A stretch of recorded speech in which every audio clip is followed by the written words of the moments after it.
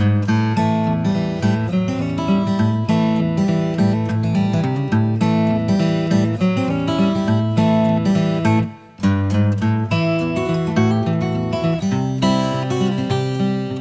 I came in, 85 is the first year I came to Belmont, and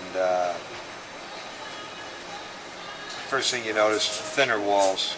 Going from I grew up in the standardbred breed, and those were the first thoroughbreds I worked on. First thing you notice was thinner walls. And it'd just be simple little quarter cracks. And probably about 10 years ago, it takes us back, year 2000, all of a sudden these wall separations started popping up. And that's a very typical standardbred injury due to concussion, hard tracks. And then it just kept ramping up. It's pretty even now in the last 3 years. It's pretty constant. Probably 30% of the work I do would be a wall separation, which originates in the sole caused by concussion. Just a shoe sitting on a thin sole. And it's, it comes down to, it saved money. They put in stone dust bases that never have to be changed. And then the material you put on top is what really defines it.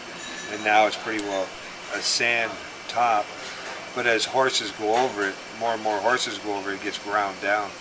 So the guys will tell me if it's dry, it becomes very powdery, and it is just like, when they hit, they'll go to the bottom. And the same thing when it's very wet, they'll go all the way through it, cut through it to the bottom. So Aqueduct, they've always said, is a much kinder track to horses' feet. And now, this being 2011, we got all the horses have been moved to Belmont because they're working on the grandstand, putting in the slots.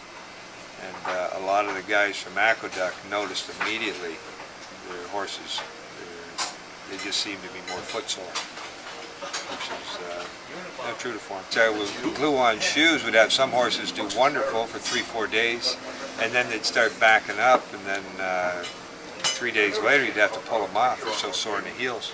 So we started out with a natural rubber heel, which wouldn't adhere to the shoe very well, but it worked beautiful for what we wanted.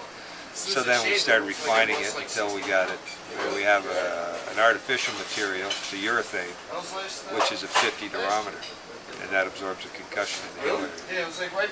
So the whole idea was to make a nail-on shoe with cushions in the heel, which they work. They're just too expensive.